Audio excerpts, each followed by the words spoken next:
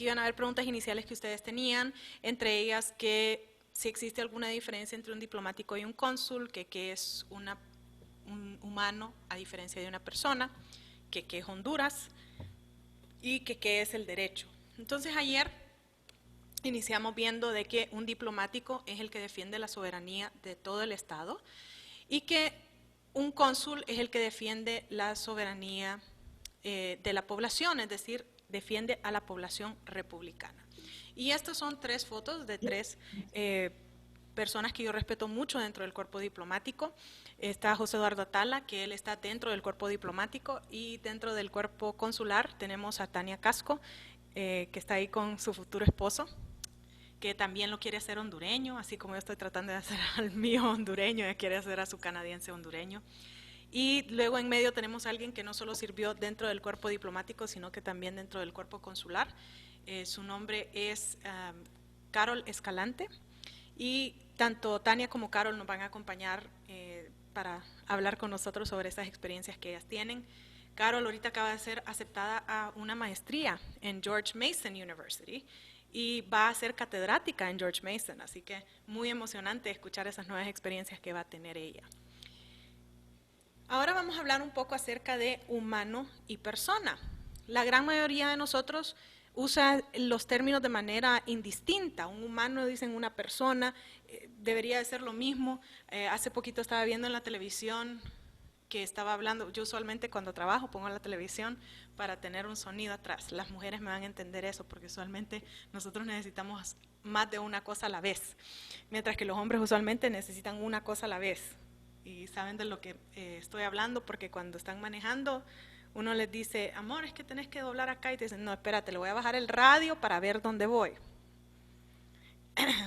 Ya los vi que se están sonriendo algunos, porque saben que sí, es cierto que los hombres dicen ese tipo de cosas. Los hombres usualmente necesitan una cosa a la vez, las mujeres más bien necesitamos varias cosas a la vez, es parte de nuestras diferencias anatómicas, es la parte de cómo nuestro cerebro funciona. Entonces usualmente hacemos uso indistinto de estos dos términos, pero la realidad de las cosas es que es diferente un humano y una persona, especialmente cuando hablamos desde el punto de vista jurídico. Entonces vamos a ver cuál es la primera gran diferencia entre el humano y la persona. Lo primero es que el humano lo define la medicina, la ciencia, la genética, la anatomía, es decir, que son cuestiones que los abogados no deberíamos de meternos en ellas. Así como a los abogados no nos gusta que alguien más venga y nos diga qué hacer, así también a los médicos no les gusta que a ellos les vengan y les digan qué hacer. Entonces los humanos son una definición médica, científica, taxonómica, mientras que las personas son una definición legal. Cuando hablamos del humano, decimos que la ley puede reconocer lo que la medicina ha dicho. Y la persona, nosotros utilizamos la ciencia como un medio de prueba. El más famoso de todos es el ADN, no solo para cuestiones penales, como por ejemplo que si la sangre que estaba ahí era del que se murió o si había otro tipo de sangre y que qué significa eso. No solo de eso estamos hablando, sino que también estamos hablando del ADN cuando queremos saber quién es mi papá y quién es mi mamá. Entonces el ADN nosotros lo utilizamos como medio de prueba, pero otras ciencias nosotros también las utilizamos como medio de prueba. Una que es bastante controversial es la manera en la cual las personas escriben, la caligrafía. Hay personas que son expertas en caligrafía y estudian por años para decirle esa A que hay en la carta que le dice desaloje este vecindario en 24 horas o, ¿verdad?, algo malo le va a suceder, algo que sucede desgraciadamente en nuestro país, que le dan a uno un plazo para salirse de su vecindario y pues llegan delincuentes a tomar posesión de los inmuebles. Entonces hay personas que son expertas en analizar esa caligrafía y decir, esa A que usted tiene ahí es igual a la A que él tiene, no sé, en sus cuadernos de la escuela, ¿no? Entonces esa es una ciencia bastante controversial que se usa, pero se usa como medio de prueba, y otras ciencias las podemos utilizar también. Entonces, como ustedes ven, es una visión bastante diferente el humano y la persona. Una es una cuestión meramente científica, mientras que la persona es una cuestión legal. El humano viene de la palabra humus, no es hummus como ese delicioso hummus que comemos, sino que humus, la palabra en latín humus, que significa que provenía de la tierra, de la arcilla o del lodo. Mientras que la persona, lo que significa es que toma las características que pudiera tener un ser humano. Y yo sé que muchos de nosotros decimos que las leyes en América Latina parecieran copy-paste, que nosotros cogemos las leyes de otros países y las metemos a nuestra legislación, y muchas veces los que estudian derecho siempre me citan que en el Código Civil nosotros decimos ríos navegables por buques, y me quedan viendo así como, abogada, ¿qué río en Honduras es navegable por buque? Mi respuesta es no sé, ¿verdad? ¿Qué río será navegable por buque? Tal vez durante el huracán Mitch alguno, ¿verdad? Fue navegable por buque, ni hablarle, ¿verdad?, de un buque ya de guerra o un buque mercantil grande. No creo yo, ¿verdad?, que el Choluteca aguante un buque de ese estilo, ¿verdad? Pero nuestro Código Civil habla de los ríos navegables por buque. Cosas muy controversiales. Creo que alguien quiere hablarme. Bien, entonces, muchos de nosotros decimos se hace copy-paste, pero la realidad de las cosas es que el copy-paste no solo lo hacemos en ese momento, el copy-paste lo hacemos debido a que nosotros tomamos esa palabra de persona de algo que usaban los griegos y los romanos, que se llama el pres opos, y el pres opos es básicamente una máscara. Yo sé que ustedes la conocen y ahorita les voy a enseñar ciertas máscaras que nosotros hemos visto, hemos encontrado dentro de... Miren, hasta aquí abajo se me vino la condenada. Vamos a cortarla y la vamos a pegar ahí arriba donde tiene que ir. Les voy a enseñar ciertas máscaras que hemos encontrado dentro de los... Bueno, yo no las he encontrado, pero las han encontrado adentro de centros arqueológicos de los griegos y los romanos. Estas son máscaras que se ponían los actores al momento de querer personificar, es decir, querer actuar como alguien más. Entonces ellos eran Laura en este momento y yo me ponía la máscara y entonces yo me convertía en la reina Sofía. Me quito la máscara, soy Laura, me pongo la máscara, soy la reina Sofía. Y así tenían ellos varias máscaras que utilizaban, ya sea para reyes, emperadores, en el tiempo de Grecia y Roma habían muchos emperadores, o para decir uno de los congresistas, ellos tenían congresistas en ese tiempo, senadores. Entonces ellos decían, en este momento yo voy a personificar al general que acaba de ganar la batalla, y entonces se ponían la máscara y se ponían a pelear con una espada de mentira, y se ponían a hacer movimientos como que si estuvieran en guerra, y luego se quitaban la máscara y entonces eran ellos nuevamente. Eso lo que significaba es que en ese momento ellos básicamente dejaban de ser ellos para ser otra persona. Y entonces los abogados nos dimos cuenta que tal vez era un poquito importante tener algo similar desde el punto de vista legal. O sea que le hicimos copy-paste a los artistas que habían en Grecia y Roma. Usualmente nosotros vemos algo muy similar a la imagen que ustedes ven, que hay una cara sonriente y una cara triste. Vemos nosotros varias de esas máscaras dentro de las cuestiones teatrales. Pero la realidad de las cosas es que esto no es algo nuevo, sino que viene desde hace mucho tiempo. ¿Qué es lo que sucede si nosotros solo dejáramos que los humanos fueran los que actuaran? Entonces, ¿cómo quedaría Honduras? ¿Cómo quedaría Brasil? ¿Cómo quedaría Estados Unidos? Se muere la persona que nos está guiando y ¿qué sucede? Si no existe la persona Honduras como persona, si no existe la persona Brasil como persona, ¿en qué quedaría esta idea que tenemos? Si muere el que es nuestro líder, pues muere con él la idea, no tenemos quien nos guíe. Sí, en un concepto tan grande como el Estado, eso puede traer guerra, eso puede traer violencia, eso puede traer falta de estabilidad. Pero si nosotros tenemos Honduras y tenemos Brasil y tenemos Estados Unidos y tenemos México, que pueden tener alguien que lo lidere, pero no es parte de la identidad de Honduras, sino que es algo separado a la idea de Honduras, entonces él se muere o él deja de ser presidente o él deja de ser primer ministro y el Estado continúa. No tenemos por qué deshacer todo lo que hemos hecho, sino que el Estado puede continuar. Eso también es importante desde el punto de vista de las personas jurídicas como las empresas, las sociedades mercantiles. Imagínense qué sucedería si nosotros tenemos Larache y compañía, y Dios no quiera, don Emilio se muere, ¿qué va a pasar con Larache y compañía? ¿Se muere con don Emilio? ¿Qué pasa con todos los empleados? ¿Qué pasa con los proveedores? ¿Qué pasa con los cheques que están pendientes de cobrarse? Si se muere don Emilio y don Emilio es Larache y compañía, pues entonces se moriría Larache y compañía. Imagínense ahora algo tan delicado como una universidad, que una universidad le dé un diploma a usted, que no fue fácil. Ya ustedes me han comentado que no fue fácil. Estas clases no son fáciles, toman tiempo, toman dedicación, toman estudio, toman abrir su mente muchas veces. Y si ese título se muere el señor rector, ¿qué sucede con la universidad? Ese que me firmaba el diploma se murió, ¿qué pasa con la universidad? ¿Deja de existir? Y si deja de existir, ¿cómo queda mi diploma? ¿Tiene validez mi diploma? ¿Alguien me lo va a reconocer en algún lado? Si yo llego y les digo, este es mi diploma de UDH, y le quedan viendo y dicen, sí, pero fíjese que el coronel de aviación González, pues, ya no está, entonces ya no tiene validez su diploma.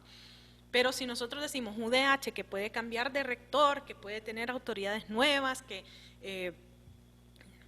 si por desgracia, ¿verdad?, se muere el señor rector, que es muy buena gente y siempre le vivo diciendo que le voy a robar esa chaqueta tan hermosa que tiene, color azul, el azul es mi color favorito, está llena de medallas, le voy a robar esa chaqueta algún día, más que la deja ahí en la silla cuando se va a reuniones, le digo.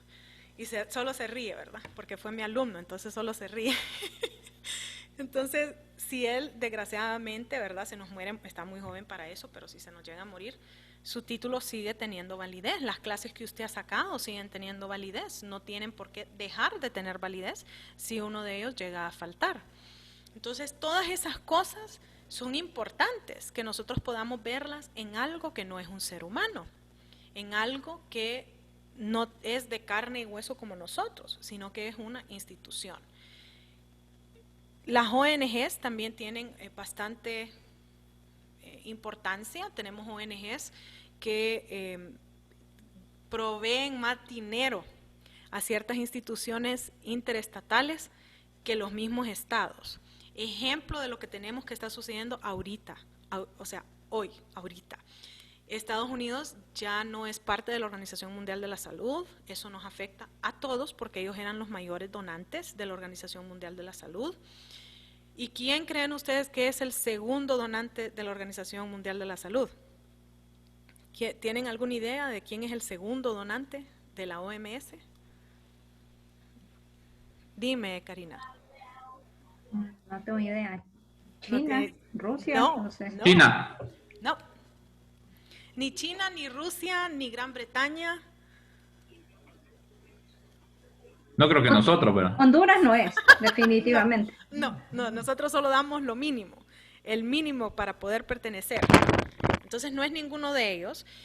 El segundo donante de la OMS es la fundación de Bill y Melinda Gates. El tercer donante es Gavi Alliance, que es otra ONG, que dicho sea de paso, su mayor donante es Bill y Melinda Gates. En otras palabras, los donantes número 2 y número 3 de la Organización Mundial de la Salud son dos ONGs, que en estos momentos ellos se están convirtiendo en la número 1 y número 2, debido a que Estados Unidos ya no es donante de la Organización Mundial de la Salud.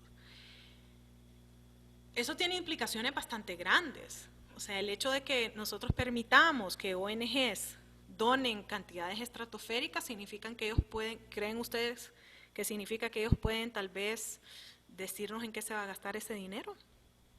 Doctora, abogada, perdón. Me ascendió, Saúl, así que no me enojo, porque ese doctorado y más en Derecho son 6 años, pero no, todavía no lo tengo. Dígame, Saúl. Bien, también hay que considerar la perspectiva de que como son ONGs, no es tanto lo que ellos puedan o no tomar en decisiones, sino también el uso y manejo de los recursos con respecto a dónde ellos están siendo sustentados. Porque el lavado de activos con respecto a ciertas instituciones en ONG no es hasta cierto punto supervisado. Tienen sus propias restricciones. Sí, Saúl. Tenemos ciertos problemas bastante graves. Ya dentro de Colombia, nosotros hemos tenido narcotraficantes que se unen para formar ONGs. No sé si ustedes tienen idea de eso, pero tenemos ONGs aquí en el país que son de maletín y nosotros decimos es parte de la corrupción y lo demás, pero así como les está diciendo Saúl, ellos también pueden ser parte de la lavandería que tenemos. Bill y Melinda Gates tienen sus fondos o obtienen sus fondos de Bill Gates, o sea, de ahí es de donde les sale el dinero. Pero sí no podemos descartar la idea de que narcotraficantes, de que personas que son delincuentes, que aún no han sido condenadas, pero que son entes delictivos. Justamente hoy estaba, como les digo, yo pongo el tele cuando estoy trabajando, estaba viendo de que el Chapo no es el mero mero, el Chapo es uno de los grandes, pero no es el mero mero de Sinaloa. El del mero mero de Sinaloa, y no me acuerdo si dijeron el Mayo, creo que dicen que se llama el Mayo, algo así dicen que se llama. El Mencho. No, tenía el nombre de un mes y creo que dijeron Mayo, si no me equivoco, Mayo o Marzo. El Mencho se llama. El Mencho. Mencho. El Mencho. El Mencho. Yo les admito que yo no sabía. Yo creía que el Chapo era. No, es que hacen referencia al Mayo. Ajá. Por, Bueno. por la condición en que se manejan los grupos delictivos en las zonas. O sea, ellos toman nombres autóctonos también como Quetzalcóatl, el otro, Cuauhtémoc y todos ellos. Entonces ellos hacen referencia. El Chapo Guzmán estaba en la cédula de la cúpula superior del cartel. Técnicamente él era el jefe de operación de todo el cartel. Entonces es el que se va a conocer, pero en general dentro de la jerarquía, él no era el dueño del cartel. Él lo manejaba. Mayo, sí, Ismael el Mayo Zambada. Ahí me están diciendo. Ismael. Es correcto, y el hijo lo detuvieron, de hecho. Exacto, él era el administrador fue el desastre que se armó, ¿cierto? El que vimos en la tele, que se pelearon. Sí, el Estado tuvo que entregarlo. Sí, imagínese, o sea que el Mayo todavía no ha sido condenado. O sea, él todavía... es que no es reconocido todavía. No hay una acusación formal contra él. Entonces, si él todavía no ha sido condenado, pues se presume su inocencia. Aunque todos sabemos de que obviamente él no es inocente, pero nadie lo ha condenado, no hay ningún recurso en contra de él, los medios de prueba se esfuman, los testigos salen, ¿verdad?, la cabeza por un lado y las piernas por el otro, o sea que tenemos entes delictivos que tienen mucho dinero y que pueden formar y han formado ONGs. Entonces, tenemos ese claro elemento que es el elemento delictivo que pudiera llegar a formar parte de estos mayores donantes. En el caso de Bill y Melinda Gates, pues ellos tienen una agenda. Todos tenemos agenda al final del día, todos tenemos prioridades. Y, o sea, no es secreto para nadie que lo que está sucediendo ahorita en el mundo no es porque alguien se comió una sopa con murciélago. O sea, no fue un chinito que se fue al mayoreo y se tomó una sopa de murciélago, ¿ok? Fue un virus que se escapó de un laboratorio, no sabemos si fue o sea, de una manera maligna, si fue un accidente, no sabemos exactamente qué fue lo que pasó, pero lo que sí sabemos es que se escapó de un laboratorio, eso ya lo sabemos a nivel interestatal. ¿Y quién es el mayor accionista de este laboratorio? ¿Alguno de ustedes saben quién es el mayor accionista de ese laboratorio?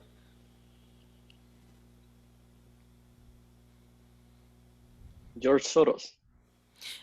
No, pero es muy amiguito del otro. El mayor donante de ese laboratorio resulta ser Bill Gates. Que Bill Gates y George Soros usualmente están muy unidos en su perspectiva.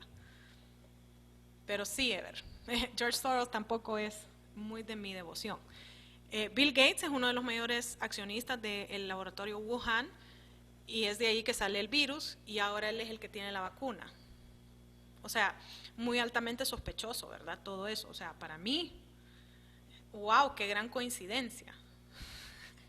O sea, yo no, después de estar tanto tiempo trabajando en lo que yo trabajo, yo ya como que ya no creo en coincidencias, yo ya no creo que eso es lo que sucede, ¿no? Pero ¿qué sucede con estas ONGs que donan tanto dinero a entes interestatales? Ellos son los que van a dirigir la OMS ahora, ellos son los que van a decir, sí, nosotros vamos a seguir donando todos los millones que donamos, siempre y cuando usted haga esto, porque si no yo le retiro la ayuda. ¿Qué va a suceder con ellos? O sea, estas son preguntas muy grandes que los que estamos metidos en el ámbito nos hacemos, que son bastante, o sea, hay un nerviosismo increíble en estos momentos por el hecho de que no sabemos cuál es la dirección que va a tomar cuando el mayor donante se va y los dos siguientes son ONGs. Entonces, si Bill o Melinda Gates se llegan a morir, ¿qué va a suceder con esa fundación? ¿Ellos van a seguir donando? Ellos no van a seguir donando, le van a dar todo el dinero, quizás, ¿verdad? Incumpliendo los deseos de ellos dos, le dan el dinero a los descendientes. No sabemos qué pasaría si eso fuera solamente atado a Bill y Melinda Gates. Pero como no es solo atado a ellos, sino que hay una junta directiva, hay instrumentos, hay reglamentos dentro de estas ONGs, pues entonces ellos tienen pasos que tienen que seguir. Por eso es que nosotros decimos que nosotros le ponemos una máscara legal a las personas naturales y las personas jurídicas para que ellos puedan actuar como que si son un ser humano, para que ellos puedan contratar, para que ellos puedan despedir, para que ellos puedan tener consultores, para que ellos puedan abrir una nueva laboratorio o una nueva embajada, un nuevo consulado. O sea, en efecto es la persona humana, el ser humano, el que va y corta la cinta y se dan los aplausos y en realidad el día a día, pues el que lo vive es el ser humano, pero la realidad de las cosas es que si ese ser humano se va y llega alguien nuevo, no debería de haber un cambio drástico, sigue siendo la embajada de Honduras, sigue siendo el consulado de Nicaragua, solo es que hay una cara distinta. Le hemos puesto una máscara legal a estas instituciones. Entonces es muy interesante que nosotros le hemos hecho copy-paste a los artistas. Usualmente los artistas no quieren nada que ver con los abogados, pero sí tenemos, al menos en algo tan primordial del derecho, tenemos una íntima relación con los artistas. Ese pres opus, ¿no? Entonces, regresando a la persona y el humano, dice la ciencia, no lo digo yo, el humano inicia con la fertilización. Dicen los genetistas, o sea, los que estudian la genética, que desde el momento que usted ha sido fertilizado dentro del útero de la madre, o a veces dentro de las trompas de falopio de la madre, usted ya tiene 23 pares de cromosomas.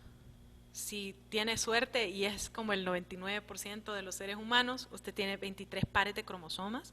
Tenemos ciertos que tienen no un par, sino que un trío en algunos de sus cromosomas. El más conocido de todos es el trío que causa el síndrome de Down, pero hay otros tríos que se pueden dar. La trisomía 21, si no me equivoco, es la que tenía la hija de un político de bastante renombre en Estados Unidos, que todavía hasta el día de hoy ella está viva. Muchas personas decían que ella se iba a morir desde el momento que naciera, después dijeron que solo iba a durar 3 meses y ahora la niña tiene, si no me equivoco, 12 o 13 años. Desafíos de la medicina, ¿verdad? Obviamente esta es una persona que tiene dinero y puede invertirlo en su hija. Muy diferente a una persona que nace en completa pobreza, tiene uno de estos problemas y no tiene ni siquiera para comprarle leche, ¿verdad? Entonces, dicen los científicos, desde el momento de la fertilización, usted tiene 23 pares de cromosomas. Usted, si nosotros pudiéramos hacerle un examen sin destruir esa primera célula, nosotros ya sabríamos su color de ojos, su color de pelo, su color de piel, que si va a ser chaparrita, que si va a ser alta, que si va a tener problemas de hipertensión o es propenso a la hipertensión, algo que es bastante nuevo en la medicina. Si usted va a ser o no va a ser diabético, inclusive si va a ser diabético hasta después en su vida, ya lo sabemos desde ese momento. Muchas personas tienen la idea errónea de que si usted gana peso, se hace diabético. Ese es algo que yo he escuchado bastante últimamente. Si usted gana peso, se va a hacer diabético y no puede estar más alejado de la verdad. Yo sé que ustedes han de conocer más de un próspero, decían mis profesores. Es que son prósperos. Bueno, ustedes han de conocer a más de un próspero que no tiene nada de problemas de salud. Y es porque sus genes hacen que él no tenga ese problema de salud. Si usted va a ser diabético, va a desarrollar esa diabetes tal vez a los 20 años, tal vez a los 50 años, tal vez a los 60 años. Es el caso de mi familia, por ejemplo, mi abuelo nació diabético, era diabetes tipo 1, y mi padre no, él saludable, él viajaba por todos lados, él era representante de una empresa farmacéutica a nivel de Centroamérica. Entonces, cuando yo era niña, yo casi no lo miraba, mi papá pasaba viajando mucho, comía lo que quería. Era del tiempo antiguo, ¿verdad? Que la mamá le daba 3 huevos en el desayuno hechos con mantequilla, y le ponía pan y mortadela y plátanos y todo, ¿verdad? Y él comía como rey todos los días y él saludable y todo lo demás. Solo fue que cumpliera 55 años y le empezó un dolorcito de cabeza y después le empezó como que tenía seca la lengua, le fueron a hacer exámenes, tenía diabetes tipo 2. Entonces, nadie a él le había dicho que eso era una posibilidad, nadie había dicho que él podía algún día padecer de esto, pero la ciencia ha evolucionado tanto así de que desde que yo nací, desde que mi hermana nació, a nosotros nos hicieron exámenes y resultamos que íbamos a ser diabéticas en algún momento de nuestra vida. Entonces eso hace que mi madre y mi padre tomen ciertos pasos, nos enseñan a comer bien, a comer vegetales, a evadir ciertos carbohidratos, cosas de esa naturaleza que usted no le enseñaría a alguien que no tenga esa genética, ¿no? Entonces, desde ese momento nosotros sabemos si usted va a ser o no va a ser diabético, si se le va a desarrollar, que no es desarrollar, sino que es expresar la diabetes o no. Eso ya lo sabemos desde el día en que usted nace, si va a expresársele. ¿Qué es lo que va a evitar que se exprese? Pues qué tan saludable sea esa persona. Entonces, que si va a ser asmático, que si va a tener, por ejemplo, algo que es muy interesante, que le sale un ojo de un color y el otro ojo de otro color. Todas esas cosas nosotros las sabemos desde ese momento, dicen los científicos, y por ende ahí es cuando ellos usan la frase inicia el proceso. Desde ahí inicia el proceso de su humanidad. Entonces para ellos el humano inicia desde ese momento. ¿Cómo sabemos que esa es la realidad? Bueno, porque a las mujeres embarazadas les dan hierro, vitaminas, calcio y un montón de otras cosas. ¿Será que es que queremos mucho a la mujer que le damos eso? ¿O será que estamos protegiendo algo que está naciendo ahí, que está por nacer ahí? La respuesta es por el niño. Por el niño es que nosotros hacemos esas consideraciones. Por el niño es que nosotros dejamos en Honduras que a la mujer que esté embarazada pase primero en una fila en el banco, pase primero en un supermercado. Ahorita que estamos con el COVID, dejamos que esa mujer vaya a las 7 de la mañana para que no se contamine, porque la mujer va a sobrevivir el COVID, pero ese niño que está dentro de ella está muy difícil que pueda sobrevivir una enfermedad, ¿no? Está muy chiquito. Entonces, dicen los médicos, inicia desde el momento de la fertilización. ¿Siempre fue así? No, porque los médicos no sabían, ¿verdad? La genética es bastante nueva. Karina y a mí me llamó la lluvia, ¿usted? Pero Lo siento. no se preocupe, yo amo la lluvia, son mis perritos los que no. Sin embargo, no siempre fue así, porque obviamente nosotros no teníamos esos avances en la ciencia que nos decían esas cosas, ni siquiera sabíamos que eran 23 pares de cromosomas, eso es bastante nuevo en la ciencia. ¿Qué era lo que sabíamos de manera inicial? De manera inicial, Sócrates, allá en los griegos y los romanos, Sócrates nos decía de que cuando la mujer no menstruaba y sentía como culichas, como electricidad dentro de ella, entonces nosotros sabíamos que ella estaba embarazada. Y entonces, por ende, ahí empezaba la vida. Pues sí, obviamente, ellos no comían carne, ellos no tomaban mucha leche, entonces ellos no era como que la mujer consistentemente tenía su periodo menstrual, entonces le podía fallar y le venía el otro mes y no había problema. Pero ya cuando ella sentía, y me da risa porque el primer libro que yo leí al respecto decía que él decía que eran como culichas. Y yo dije, no puede ser que Sócrates decía culichas, pero es lo que decía, eran lombrices, ¿no? Si la mujer siente como lombrices adentro de ella, entonces es que está embarazada.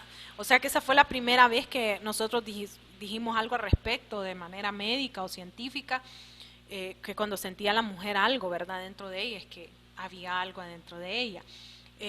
La ciencia fue evolucionando, hicimos el estetoscopio, podíamos escuchar que habían movimientos adentro de la mujer antes de que ella sintiera esas culichas, que son entre los 2 y los 4 meses de embarazo. Y ya con el estetoscopio podíamos escuchar desde antes, entonces ya podíamos decir, ah, no, ya cuando empieza a circular, ¿verdad?, esa sangre dentro del bebé, entonces ahí es cuando ya pues hay algo adentro de ella. Pero hoy en día ya tenemos la genética, ya tenemos esas evoluciones científicas y podemos decir que es desde la fertilización. Finaliza, dicen los médicos, con la muerte cerebral, usualmente algunos de ellos dicen muerte cerebral irreversible. Eso lo que significa es que cuando su cerebro ya se apaga, no sabemos qué hacer por usted. O sea, médicamente hablando, no sabemos qué hacer por usted. Obviamente eso no siempre fue así, o sea, en el tiempo de los griegos y los romanos a usted le daba un ataque de asma y a usted solo lo quedaban viendo, así como, ok, cheque, sorry, hasta ahí llegaste. Luego nos dimos cuenta que podíamos dar respiración boca a boca y entonces podíamos revivir a esa persona. Ya después con el tiempo nos dimos cuenta que podíamos dar compresiones al corazón y esa persona podía revivir. Y después, inclusive con el invento de la medicina, podíamos hacer eso de darle el choque eléctrico para que usted reviviera. Entonces, eso también ha evolucionado. Ahorita en el proceso en el que estamos no sabemos qué hacer cuando su cerebro se apaga. Pero no es que siempre va a ser así, ¿no? O sea, tal vez en algún momento en el futuro sabemos cómo remediar esa muerte cerebral. Obviamente, yo no puedo suspender la humanidad, yo no puedo venir y decir, Ever, usted a partir de mañana es un caballo. O sea, no puedo hacerlo. Ever, desde el momento en que es fertilizado hasta el momento en que tiene su muerte cerebral irreversible, él simple y llanamente va a ser un humano, ¿sí? Mientras que otras cosas podríamos cambiarle su naturaleza, ¿sí? Esto puede ser un celular y puedo quitarle los chips y los meto en una computadora y puedo crear algo más. Nosotros no podemos hacer eso realmente con la humanidad, podemos tener donaciones, pero no necesariamente es que ya tenemos nueva vida con esa donación, no. Entonces, por los momentos no podemos suspender la humanidad. Existen ciertas teorías que dicen cuando a nosotros nos ponen anestesia en una cirugía, pues entonces parte de nuestro cerebro se apaga y entonces hay una suspensión. Pero en realidad ¿usted sobrevive en la cirugía o no? Esa es la gran respuesta, ¿no? Y si usted sobrevive en la cirugía, sigue vivo. Y si no sobrevive, se murió. Entonces, todavía hay cierto debate sobre esos minutos que usted está inconsciente, esas horas que usted está inconsciente, pero la realidad de las cosas es que nosotros no aceptamos que haya una suspensión de la humanidad. Usted siempre va a ser un humano. La persona inicia con la primera actividad. Esa primera actividad es muy importante para nosotros debido a que si usted es un ser humano, su primera actividad va a ser cuando lo corten de su madre, el cordón umbilical, y tome su primer respiro.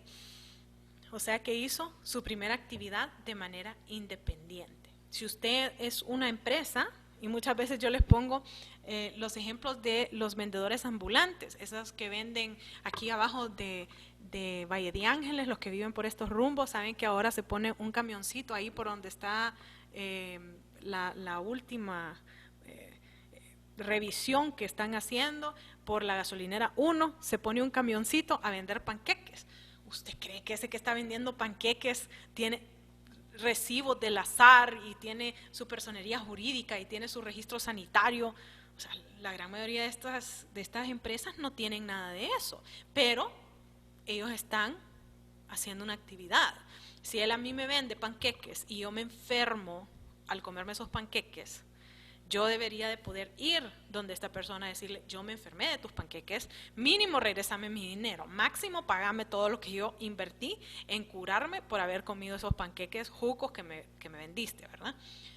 Entonces, tenemos empresas que son de esa naturaleza, ONGs, la gran mayoría de las ONGs que son buenas, nacen por alguna cosa que sucedió alrededor de ellos, como por ejemplo Existe una ONG que respeto mucho aquí en Honduras, que su presupuesto son $30,000 al año.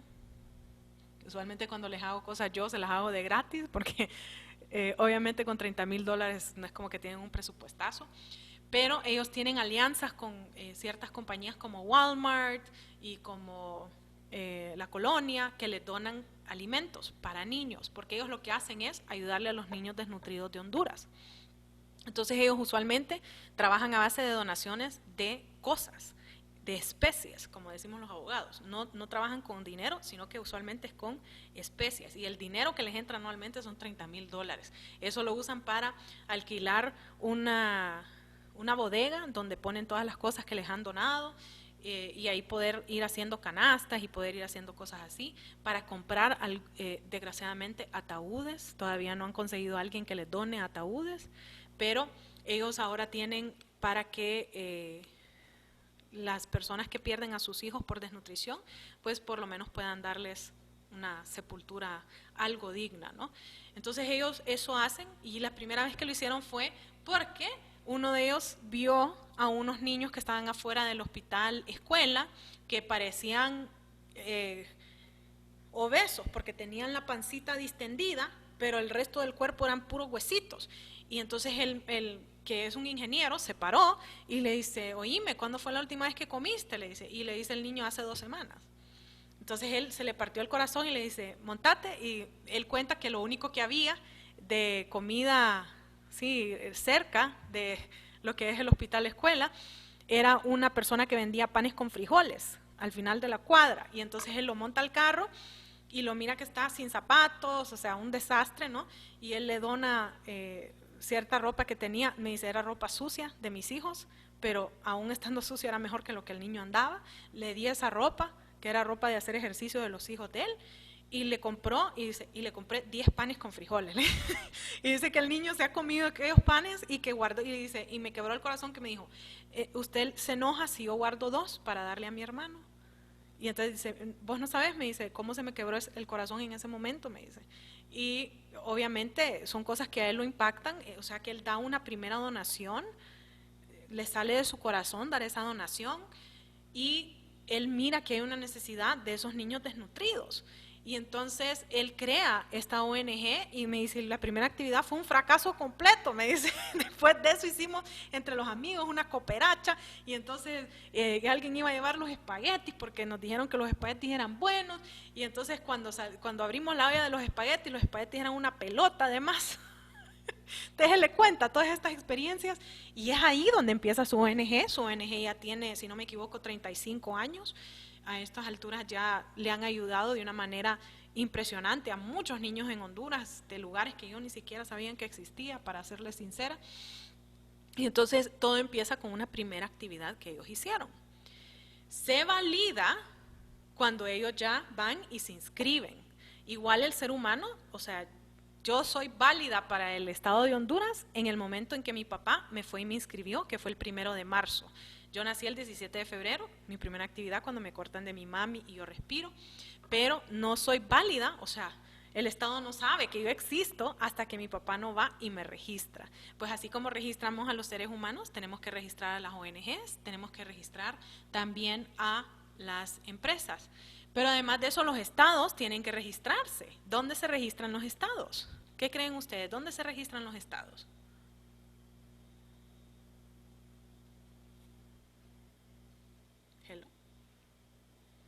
¿Alguno de ustedes que me diga dónde se registran los estados?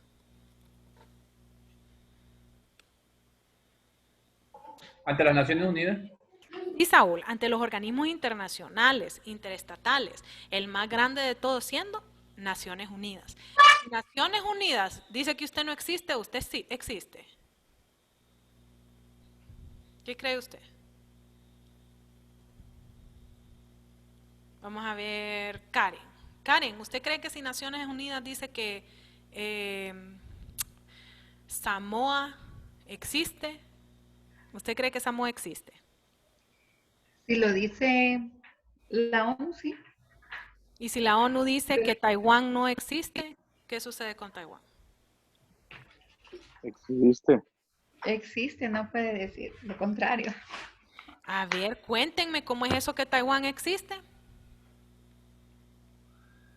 Existe Taiwán. Existe, pero no es reconocida por la ONU. Gracias, Rafael. Existe, pero no es reconocida por la ONU. O sea que Pero ellos está tienen actividades. Ellos Tiene vienen a nuestro... reconocimiento, acuerdos, convenios, O sea, tratados. para muchos de nosotros, ¿tienen tratados con Honduras? Sí. ¿Han firmado tratados con nosotros? Sí. ¿Nosotros los reconocemos en Honduras? Sí. Pero según Naciones Unidas, No, no es reconocido. no.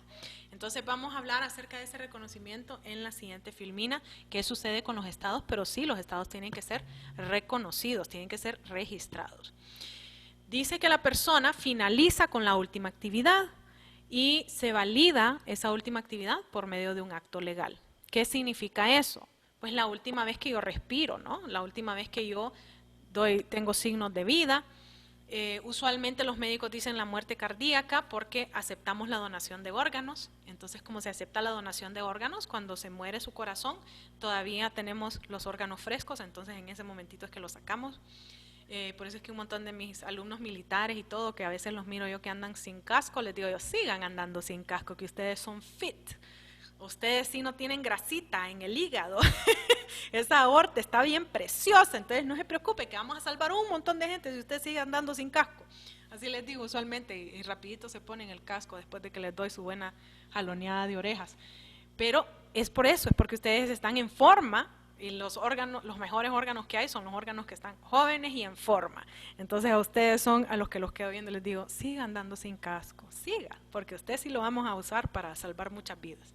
Los que tenemos prosperidad en nuestro cuerpo, nuestros órganos no son muy queridos por el hecho de que tenemos grasa en nuestros órganos.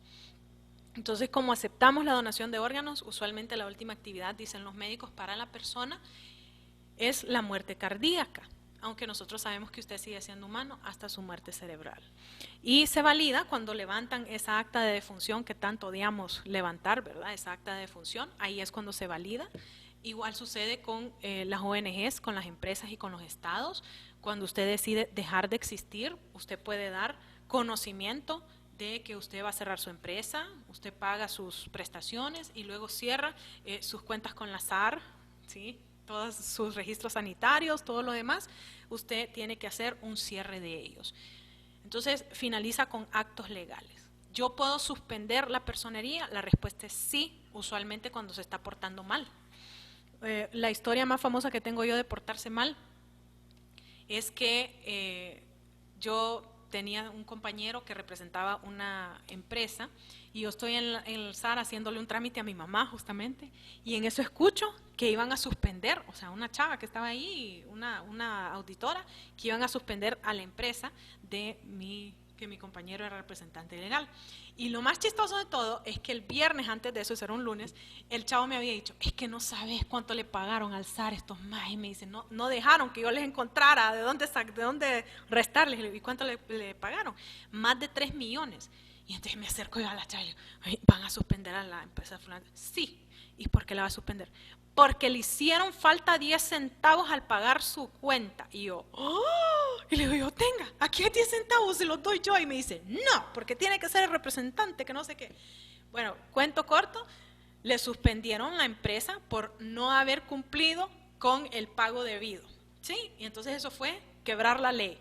Eso fue un error contable. Si me pagó 3 millones, obviamente me puede pagar 10 centavos más, pero por un error contable le suspendieron la personería, estuvo suspendido 3 días, esos 3 días él no pudo pagar salarios, él no pudo comprar sus insumos, él no pudo pagar sus insumos, o sea, ellos no podían hacer nada porque en ese momento ellos estaban suspendidos y tuvieron que pagar la multa sobre los 10 centavos, sí, y tuvieron que pagar la multa y tuvieron que pagar para la reapertura del negocio.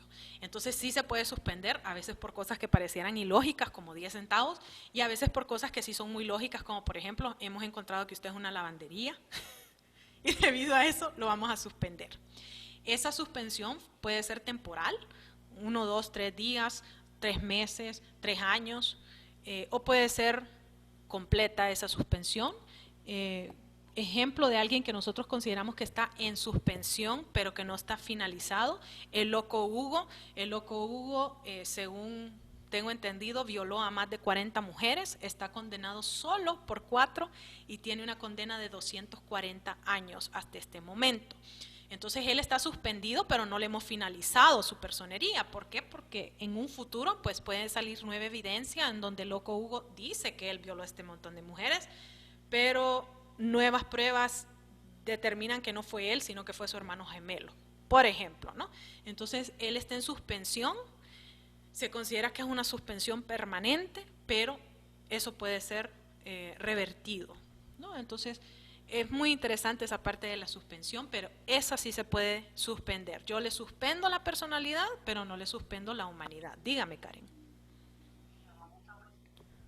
No. Ah, ok. Entonces sí se puede suspender. Luego vamos a una parte muy controversial, y es que el humano es del mismo género, y el género del humano es el género Homo. ¿Por qué decimos eso? Porque la taxonomía nos dice eso. Somos del reino animal, somos del filo Chordata, somos de la familia primates, sí, o sea, eso que estudiamos en 5º o 6º grado, que nosotros somos vertebrados, que somos mamíferos, todas esas cosas es parte de lo que la taxonomía humana nos dice, y la taxonomía humana nos dice que somos del género Homo, que somos de la especie Sapiens y que somos de la subespecie Sapiens, o sea que somos Homo sapiens sapiens. Mientras que la persona puede ser de 2 géneros, persona natural y persona jurídica. La humanidad tiene algo muy característico, que es el sexo. El sexo puede ser masculino o femenino. Nuestro género es humano, pero nuestro sexo es masculino o femenino. ¿Sí? Eso es algo que la ciencia nos lo dice. Mientras que la persona tiene especie con fin de lucro y sin fin de lucro. Hay instituciones que se forman para lucrarse, ese es su propósito. Muchas personas estaban enojados con esta empresa que se llama La Mundial, porque dicen que ahora venden abarrotería, y en realidad es una sección muy pequeña lo que ellos tienen de abarrotería, y el resto sigue siendo ferretería, ¿no? Y yo usualmente les digo, pero es que ellos se constituyeron para hacer dinero. Si ellos hubieran querido perder, pues ellos hubieran hecho una ONG. Ellos no son una ONG, ellos están constituidos para hacer dinero, ese es su propósito. Muy diferente a algo como, por ejemplo, la Universidad de la Defensa. La Universidad de la Defensa tiene como finalidad educar, ¿sí? Esa es su finalidad, educar. Entonces una es con fin de lucro, que es yo voy a buscar cómo hacer dinero de cualquier manera, y la otra es sin fin de lucro, que dice más bien yo voy a buscar cualquier manera para educar a estas personas. Y luego, si quieren, vamos a un pequeño break de unos 10 minutos para que se levanten y estiren sus piernas para regresar a hablar de qué es Honduras, ¿sí? Les doy 10 minutitos para que tomen ese break.